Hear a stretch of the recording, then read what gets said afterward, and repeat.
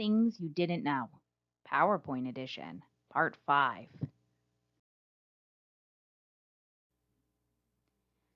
Do you ever make some mistakes or changes and you want to go back, but you've run out of the number of undos to get you to your original place? Don't worry, we have a solution.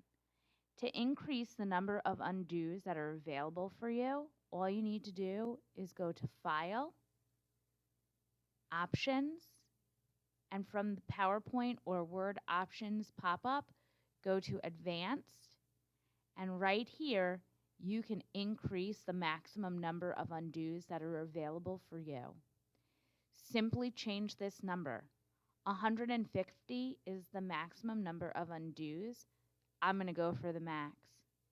Now, you're not limited to those 20 undos from before, and you can get back those changes without any extra worries.